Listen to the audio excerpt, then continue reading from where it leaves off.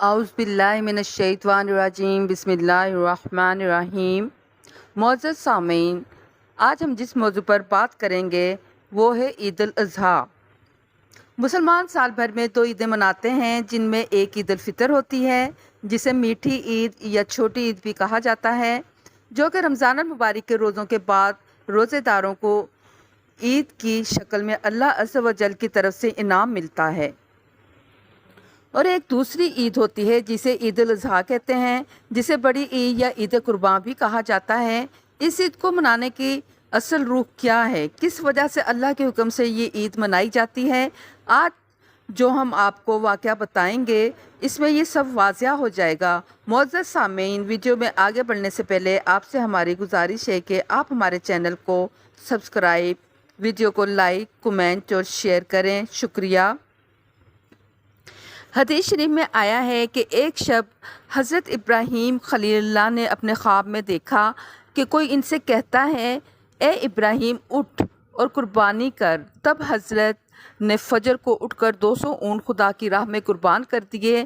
اسی طرح 3 دن یہ خواب دیکھا، تینوں دن 200 اونٹ قربان کیے۔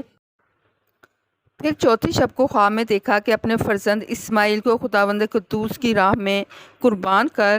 سبحان اللہ، سچ ہے کہ خواب پیغمبروں کا ابا منزلہ وہی کے ہوتا ہے۔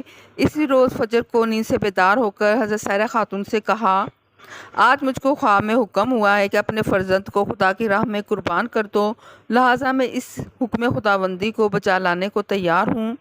حضرت سائرہ خاتون نے کہا، بہت اچھا، اپنے فرزند لخت جگر کو خدا کی راہ میں قربان کر دو۔ اس گفتگو کے بعد فوراً ہی حضرت ابراہیم علیہ السلام حضرت حاجرہ کے پاس پہنچے، اور اس وقت حضرت اسماعیل کی عمر 9 برس کی تھی۔ حضرت ابراہیم علیہ السلام نے حضرت حاجرہ سے فرمایا، اسماعیل کے سر میں کنگھی کر کے، اس کے بال مجھ کو عنبر سے خوشبودار کر کے اور آنکھوں میں سرما لگا کر اپنے پاکیزہ کپڑے پہنا کر میرے ساتھ دعوت میں بھیج دو، میں اسے اپنے ساتھ لے جاؤں گا۔ اس حکم کو سن کر حضرت حاجرہ نے ان کو خوب اچھی طرح نہلایا دھلایا اور پاکیزہ کپڑے پہنا کر کہا، تم آج اپنے باپ کے ساتھ ضیافت میں جاؤ۔ حضرت ابراہیم علیہ السلام نے ایک چھری تیز دھار والی لی اور اپنی آستین میں چھپا لی اور حاجرہ کے سامنے سے نکل آئے، اور حضرت اسماعیل ذبیح اللہ اپنے باپ کے پیچھے چلنے لگے۔ یہ کیفیت دیکھ کر شیطان لعین حضرت اسماعیل ذبیح اللہ کے پاس آیا، لیکن اس نے ان سے کچھ کہنا مناسب نہ سمجھا، اور فوراً ہی شیطان حضرت حاجرہ کے پاس پہنچا اور کہنے لگا، آج اسماعیل تمہارا بیٹا کہاں جا رہا ہے؟ حضرت حاجرہ نے اس سے کہا، آج وہ اپنے باپ کے ہمراہ ایک ضیافت میں گیا ہے۔ شیطان نے کہا، افسوس، اس بیچارے کو تو اس کا باپ ذبح کرنے کو لے جا رہا ہے۔ حضرت حاجرہ نے کہا، معاذ اللہ، تم نے سنا ہے کہ باپ نے اپنے بیٹے کو کبھی بے گناہ مارا ہے؟ ابلیس نے کہا، خدا نے اسے ایسا ہی کرنے کا حکم دیا ہے۔ حضرت حاجرہ نے کہا، واقعی خدا کا فرمان ہے تو میں بھی اس کی رضا پر راضی ہوں۔ بس ابلیس حضرت اسماعیل علیہ السلام کے پاس آیا، اور اس لعین نے یہ گمان کیا کہ ابھی تو یہ لڑکا ہے، میں اس کو نہایت آسانی سے خدا کے حکم سے بھٹکا سکوں گا۔ ابلیس نے حضرت اسماعیل علیہ السلام سے کہا، تو کہاں جاتا ہے؟ حضرت اسماعیل علیہ السلام نے جواب میں کہا، میں آج اپنے باپ کے ساتھ ضیافت میں جاتا ہوں۔ شیطان بولا، نہیں، تمہارا باپ تو تم کو آج ذبح کرنے کو لیے جاتا ہے۔ آپ یعنی حضرت اسماعیل ذبیح اللہ نے اس شیطان لعین سے کہا، کبھی باپ بھی اپنے بیٹے کو بے گناہ مارتا ہے؟ کبھی تم نے ایسا سنا ہے؟ ابلیس نے حضرت اسماعیل علیہ السلام سے کہا، اس کو تو یہ حکم خداوندی ہے کہ وہ آج اپنے بیٹے کو خدا کی راہ میں قربان کر دے۔ یہ سن کر حضرت اسماعیل ذبیح اللہ نے جواب دیا کہ یہ حکم خداوندی ہے، تو فرمایا، تو پھر 1000 جان بھی میری خدا کی راہ میں فدا ہو، اور میں باخوشی اس کی راہ میں قربان ہونا چاہتا ہوں۔ جب وہ دونوں بزرگ دور تک نکل گئے، تب اسماعیل علیہ السلام نے اپنے باپ سے عرض کیا، اے میرے ابا جان، مجھے کہاں لے جاتے ہو؟ حضرت ابراہیم علیہ السلام نے اللہ کی طرف سے جو وحی کی گئی تھی وہ اپنے لخت جگر فرزند ارجمند کے سامنے انہیں الفاظ کے ساتھ بیان کی۔ ترجمہ: پھر جب وہ اچھی طرح اس کے ساتھ کام کے قابل ہوا تو باپ نے اپنے لخت جگر سے فرمایا، اے بیٹے، میں نے خواب میں دیکھا ہے کہ میں تجھ کو ذبح کرنے کے لیے اللہ کے راستے میں لے جا رہا ہوں، پس اے بیٹے مجھے بتاؤ تمہاری اس میں کیا رائے ہے؟ یہ سن کر حضرت اسماعیل علیہ السلام نے اپنے باپ سے عرض کی، اے میرے ابا جان، یہ تو بڑی بھاری میرے واسطے سعادت ہے، اور آپ تو خداوند قدوس کے دوست ہیں اور اس رات کو بہت کم سوتے ہیں۔ جب آپ بحکم خدا سوئے تو رحمت رب سے آپ کو یہ خواب کی سعادت نصیب ہوئی۔ میں بخوشی راضی ہوں جس میں میرا خدا راضی ہے۔ حضرت اسماعیل علیہ السلام نے اپنے ابا جان سے کہا، اے میرے باپ، آپ آ کر ڈالیے جو کچھ آپ کو خدا کی طرف سے حکم ہوا ہے، اور مجھے آپ انشاءاللہ صابرین میں سے پائیں گے۔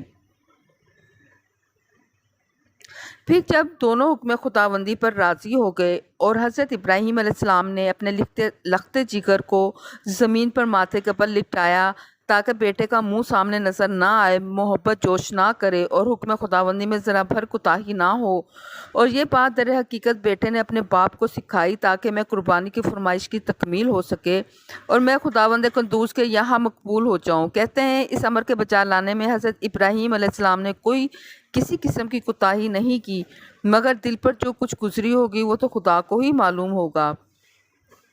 اور حضرت اسماعیل علیہ السلام نے باوقت ذبح التماس کی، اے ابا جان، میری اس وقت صرف 3 گزارشیں ہیں، میری وصیتیں سن لیں۔ سب سے پہلے میرے ہاتھ پاؤں مضبوطی سے باندھ دیجئے کہ جان نازک ہے، چھری کے زخم کے مارے جنبش میں نہ آ جاؤں، خدا نہ خواستہ قطرہ خون کا بھی آپ کے کپڑوں میں لگ جائے تو میں قیامت کے دن گرفتار ہو جاؤں اور عذاب خدا برداشت نہ کر سکوں۔ دوسری وصیت یہ ہے کہ منہ میرا زمین کی طرف کر لیجئے تاکہ منہ میرا آپ کو نظر نہ آئے اور میں بھی آپ کی طرف نظر نہ کر سکوں، تاکہ آپس میں محبت جوش نہ کرے اور یہ ہمارے اور آپ کے درمیان قصور کا سبب بن جائے۔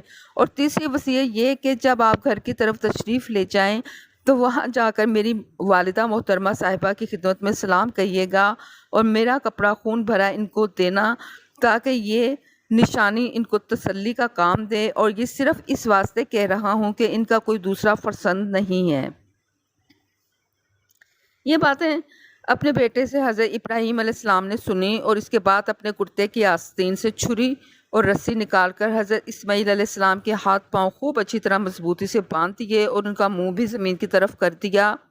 پھر حضرت اسماعیل علیہ السلام نے کہا، اے میرے ابا جان، میرے ہاتھ پاؤں کھول دیجئے، کیونکہ جو بندہ بھاگنے والوں میں سے ہوتا ہے اس کے ہاتھ پاؤں باندھ کر خدا کی درگاہ میں لاتے ہیں۔ لیکن یہ بات حضرت ابراہیم نے نہ مانی اور گلے پر چھری زور سے چلائی، مگر بحق خدا کچھ بھی نہ کٹا۔ حضرت اسماعیل علیہ السلام نے اپنے باپ سے عرض کیا، میرے ابا جان، کیا چھری کی پشت ذبح کرتے ہو جو کاٹتی نہیں؟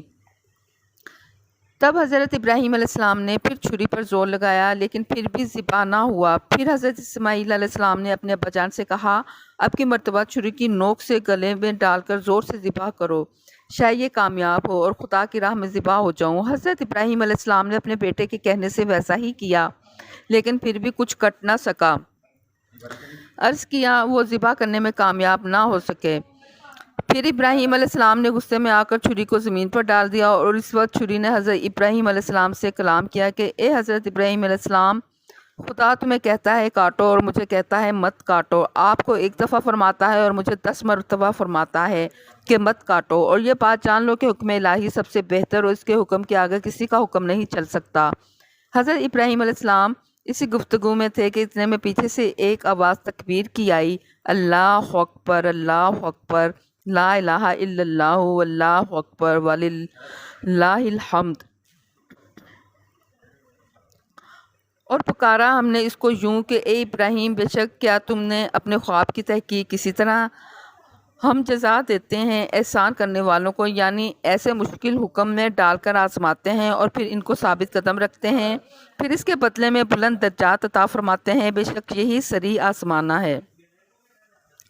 اور ہم نے اسماعیل کو ایک بڑی قربانی کے بدلے چھڑا لیا، یعنی بڑے درجے کا بہشت سے ایک دمبا آیا، اور حضرت ابراہیم علیہ السلام نے اپنی آنکھوں پر پٹی باندھ کر چھری سے ایسے زور سے چلائی کہ اللہ کے حکم سے گلا نہ کٹا۔ حضرت جبرائیل علیہ السلام نے حضرت اسماعیل علیہ السلام کو اس جگہ سے ہٹایا اور ایک دمبا جو بہشت سے لائے تھے اس کی جگہ پر رکھ دیا۔